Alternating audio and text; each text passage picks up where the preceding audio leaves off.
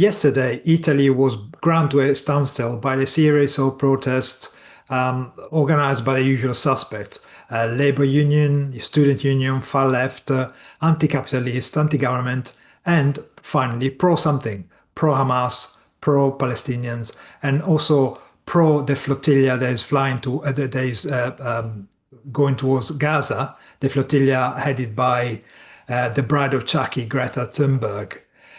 But this wasn't a particularly bad event as such. It's just another series of protests across the country, ground the country to a standstill. And this follows the events in France a few days ago. In France is seeing this kind of protest under the banner Bloc Homme too. The Italians use the same kind of slogan: "Let's block everything." And this is kind of shows, first of all, how the left is always keen to take a day off, especially on a Monday in mid-autumn when the weather is still nice. But it also shows how well organized they tend to be as usual. If they only put this kind of energy and level of organization towards something good for human life, perhaps they would be less violent and, I can guarantee you, much happier people. Welcome to the Daily Objective. We're talking today about what happened in Italy yesterday, but as an example of what's happening across Europe in particular, and as a reflection of what's happening across the Western world in response to what's going on in Gaza, but also the agitation that tends to take place by lefties whenever they have an opportunity.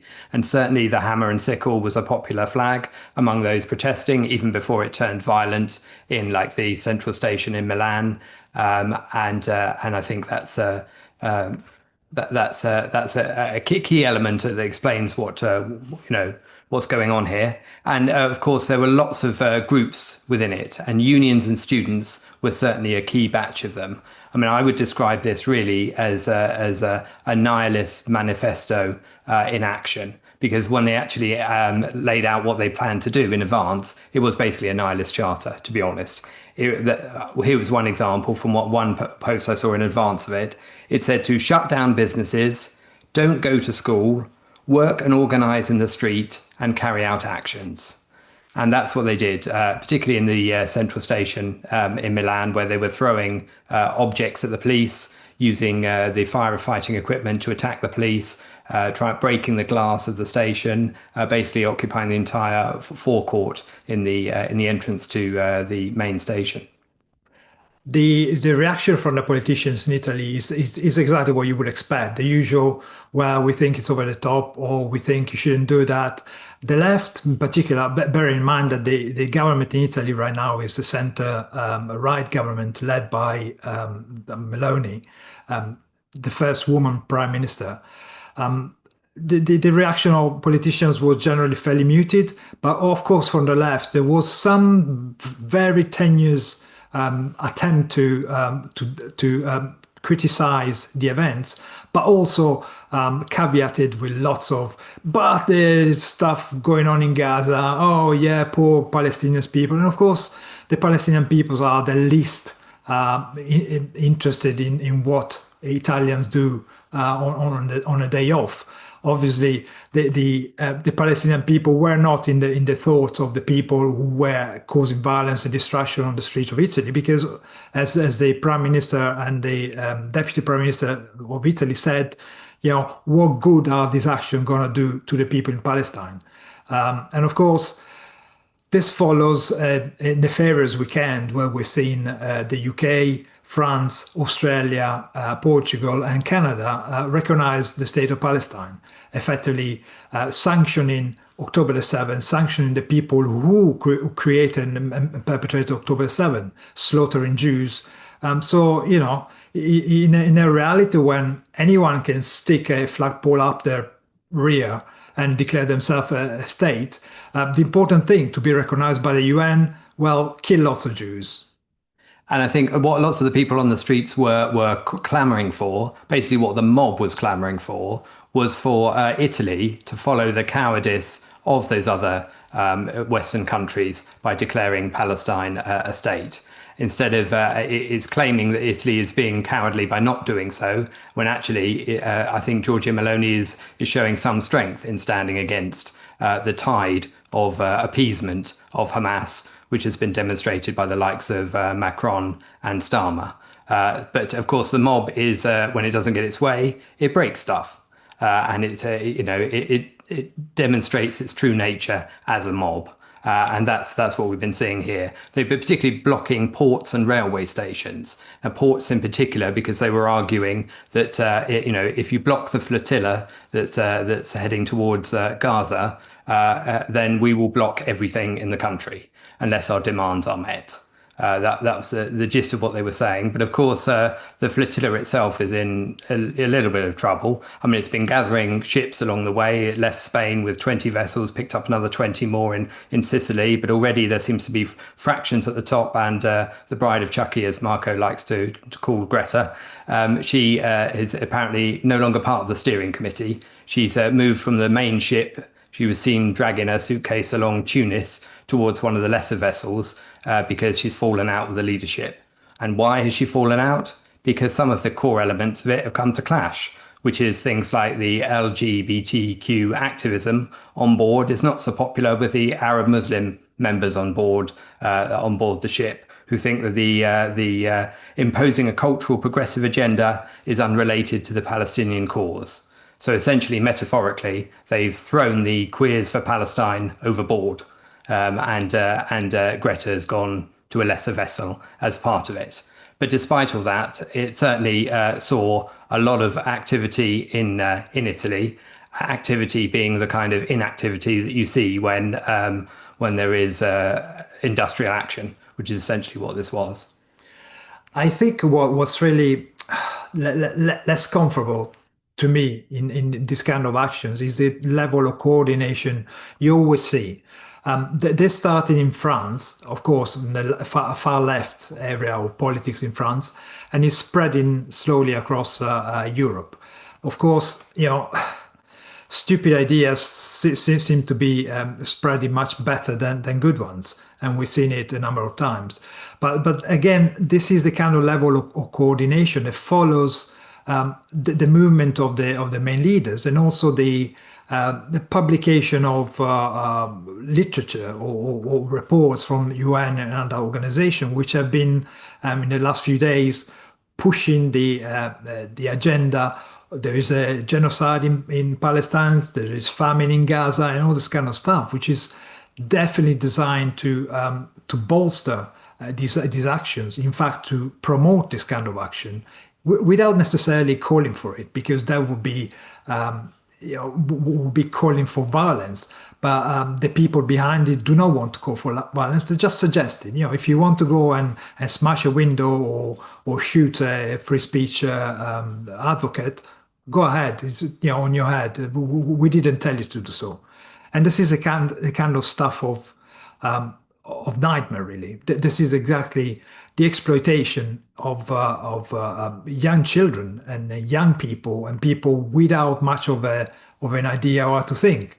And in a way, we spent the last 20 years creating a generation of people who are not really very comfortable with thinking independently, and then they are easily susceptible. They are easily manipulated, whether by state actors, China, Russia, Iran are the main culprit usually, but by exploiting social media, by making it look like these events are effectively righteous events. It's something that people would gain morally from committing these kind of crimes, and they are so brainwashed. The Palestinian chants and the rhyming chants and all the flags, which must be paid and produced by somebody, appear on the streets for a reason. So somebody pull them up and start waving them around, start this kind of riots. And the whole point, again, is to undermine the self-defense that Israel is bravely putting up in a very unusually independent way.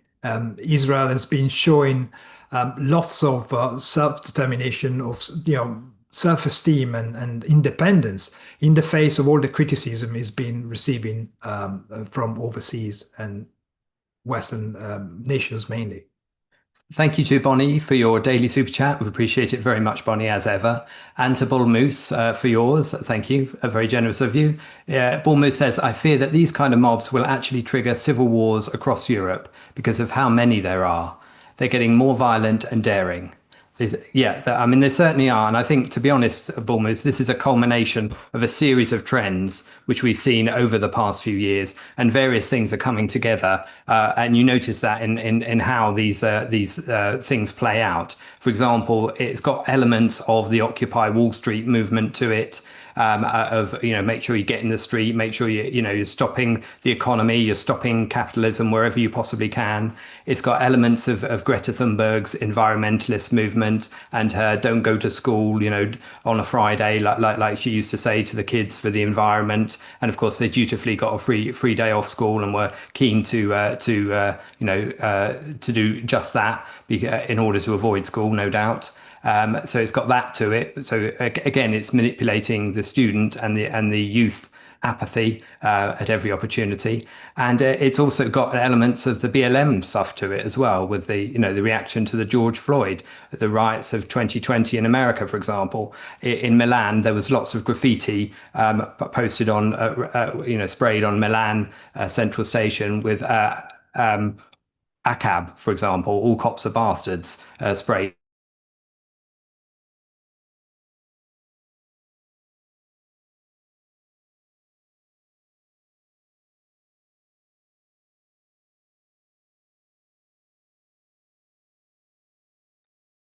So we might have lost Marco and Richard, which means me, Daniel, behind the scenes, might have to just quickly jump in and talk before they come back.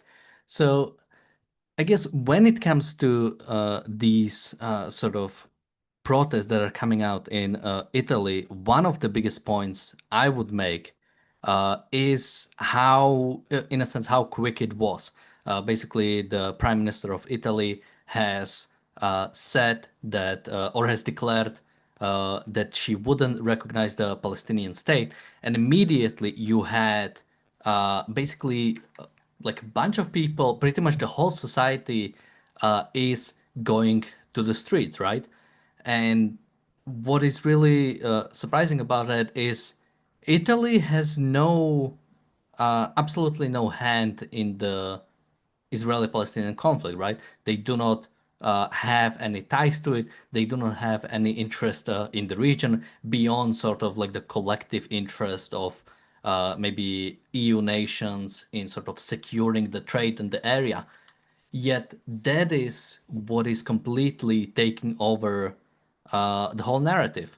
That is what is being viewed as the one issue that needs to be talked about, which again shows how corrupting this whole conflict is, and how the world leaders themselves are, by bringing so much attention to the Israeli-Palestinian conflict and as a negative thing of Israel. It would be one thing for the world to bring attention to the Israeli-Palestinian conflict with the support of Israel, of basically defeating the terrorist organizations, defeating the Houthis, defeating Hezbollah, defeating Iran.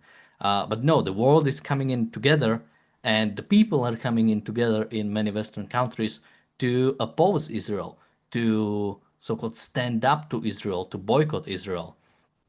This is what I think, as Bulmus mentioned earlier in the chat about the sort of civil wars in Europe, and I hope I don't think it will ever get to that. I think you will see increasing amount of protests, but fundamentally, I think at some point the world leaders will say, no, this is enough. There is no way a conflict across the sea will basically break apart this nation, or at least that's what I more of a fundamentally hope for. El Rito in the chat says, isn't this a subversive strategy, a retaliation from the jihadis influencing, financing these protester groups? I think it can definitely play a role. But it looks like we have Marco and Richard back on, so I'll go with my messy hair back behind the scenes. Oh, maybe I just mentioned what I talked about. I talked about how basically in Italy, Israeli-Palestinian conflict that doesn't really touch the Italian politics. In one day, where the leader basically just said, "We will not recognize the Palestinian state," immediately brought people up to the streets. Yeah. But by the way, if we missed any of the chat, Daniel, if you can just put them in the chat for us, please. Thank you. Yeah, and thank you for filling in for that. Sorry about departing there for a moment. Anyway, I was mentioning the fact that, yeah, what Burmuz was talking about, that these things are getting worse, also because the response from the state is patchy at best. These kind of activities are allowed to happen. We've seen, for example, here in Britain, chants in, clowns chanting for death to the IDF, and nothing happens to them. While if you say something against immigration, expect a visit from the Met Police, and of course, again, immigration is got something to do here because we've seen enormous amount of people coming into Europe in the last probably less than a decade. And this has seriously switched the debate. I mean, in my experience, there was virtually no episodes of anti-Semitism in Italy. I've never really come across anyone who, yeah, this is somebody might have made a stupid joke, especially when you're young, you hear this kind of stuff, but nobody really meant anti-Semitism as such. Which is something that has become a reality nowadays. You see people, especially Israeli tourists, for example, attacked all over Europe. In Venice, only the other day, two or three, a family of Israelis were attacked in Venice by some immigrants, people who weren't supposed even to be in Italy in the first place. But Europe has allowed this kind of unchecked immigration, which means that the kind of savagery that goes with certain cultures is being transferred willy-nilly into Europe as such. And because they're not being civilized, these people are not actually thought and picked up when they are failing to match a civilized society. They still behave the way they behave at home. So they are highly anti-Semitic, especially if they come from Muslim culture, and they tend to be a bit less tolerant of minorities or the kind of stuff that our politicians are so keen on, the DEI and all this kind of stuff, which doesn't have a counterpart in a country that doesn't understand democracy or civilization as such. Yeah, but the population of Jews in Italy is comparatively small, isn't it, compared with other European countries? Yeah, I mean, I think Italy is about 30,000 or less than 1%, while already the Muslim population is about 5-10%. There are significant numbers which have gone up from virtually zero in the last decade. These are numbers that, I mean, it's not a problem having Muslim population as such. The problem that Muslim population usually carry the Muslim culture, which is heavily anti-Semitic, and usually if somebody is a Islamist, is a Muslim, doesn't have very good a record in terms of applying the kind of diversity that we are so keen to promote here in the West. I mean, it would be wrong to attack a Muslim because he's a Muslim, but Muslim culture are quite happy to make clear that they don't like women rights, they don't like gay rights, they don't like all the stuff that clashes with their ideology, and that's underpinning lots of the violence and hate that comes in the West. And let's not forget that actors like the Islamic Republic of Iran is very active into doing all sorts of cover operation, funding mosques in order to promote the instability in our society. We know that Russia has got all to gain by pushing flows of migrants into Europe. We've seen the problem with Finland. Russia was pushing immigrants from Afghanistan and the Middle East through Finland itself in order to flood the EU effectively and create social destabilize social fabric of Europe as such. And we're seeing it's actually working because the huge number of migration of people is causing tension with the locals. There is lack of integration. So yeah, I think we will head towards some sort of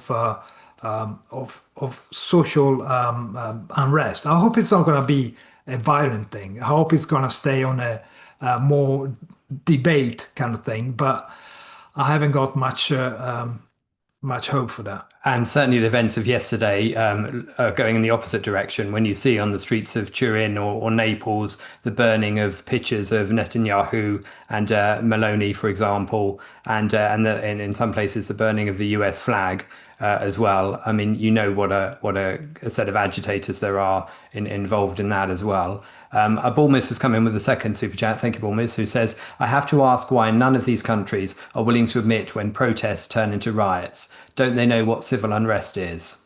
Well, I think sometimes they do know what civil unrest is, and sometimes they are very quick to announce it as civil unrest. It depends who's doing the unrest. And we certainly saw that in the UK a year ago with the so-called Southport riots, following on from the Southport murder of three girls. Three young girls, and other incidents have certainly they've been very quick to announce to condemn the kind of activity you've seen on the streets. Whereas others, they are quick to brush under the carpet, that's for sure. And I think all that does is exacerbate the problem. It makes it bigger next time. It makes a desire to make the paralysis of the country the further goal of the people who want to cause disruption. And of course, it emboldens people every time to attack the police and to disrupt law and order at every opportunity. I think you've seen the influence of the universities and students on this particularly. I mean, Bologna, for example, is the home to the oldest university in the world, I think, isn't it? Yeah. And that's a particularly lefty city. And of course, there were big protests there. There are big protests in the College of Arts and Philosophy in La Sapienza University in Rome.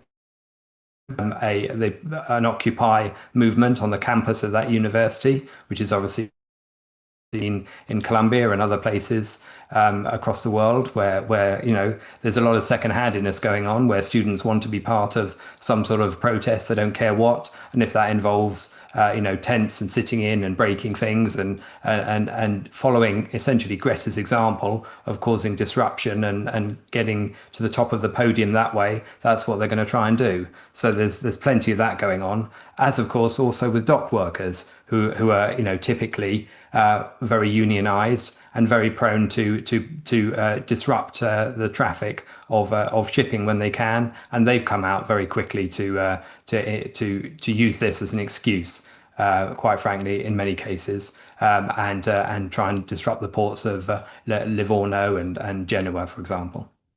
And again, it's this unholy alliance between Hamas and Palestinians and the far left. Leftists, Marxists find this level of collectivism appealing. Their Marxism is all about the collective. It's the system that never dies because it sits squarely on the morality of altruism. You have to be sacrificed for the collective, for the class, in the same way altruism preaches sacrifice. That's why they are so viscerally against capitalism, because capitalism says that the basis of capitalism is the fact that every individual should live their life for their own sake. You are the master of your own life. You can benefit from your own effort, and you can create a better life for yourself. Of course, the leftists see everything through the lens of collectivism. That's why Marxism and Islamism, unfortunately, match so well. Of course, Islam is the slavery to to a god, and Marxism is slavery to the elite that tells you how to live for the good of the collective, and this is diabolically diabolic mix. Yeah, and you can see that Marxism displayed in some of the parties and organizations that have formed. One's called Power to the People, for example, and that was a prominent flag on display in many of the marches. And of course, like Marco said there about Marxism and Islamism is also true of Catholicism as well in many cases. And you've seen the Pope coming out and talking about there's no future based on violence and other vacuous statements which don't account for the activities of Hamas and don't account for the hostage taking and hostage holding that's going on, which of course is never referred to in any of these protests by anybody, given that that's the side that's supporting the hostage takers. But the mysticism and sacrifice to a supernatural is part of obviously the Pope's a thing as well, and of course that's prominent in Italy. That's why the Pope is quite happy for there to be so many Muslims in Italy, is because they're actually promoting the same core ideal, which is sacrifice to the supernatural. Now, Bonnie has asked, has Giorgia Meloni commented on the protests? I think she did make something. Yeah, she first made a point. We're not going to recognize Palestine now. And we don't think this kind of event, especially attacking policemen, is something which is acceptable. She was actually quite strong, which is she published a nice little tweet where she condemned the events, she condemned the violence against the police, and she said, "Well, there's no point doing this because we're not going to change our course because of your violence," which is refreshing from politicians in Europe. But don't be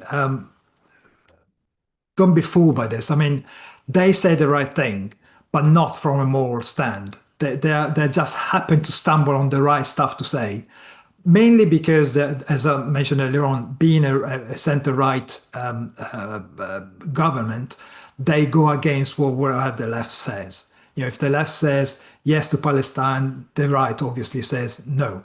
And it's a kind of appeasement. It's kind of pragmatism that we see a lot in Italy. It's the land of pragmatism. It's always, don't expect anything better coming out of it just because they happen to say the right thing at the right time. Yeah, for sure. And I think it's also a country which is at the moment it's being treated as a standout performer within Europe economically.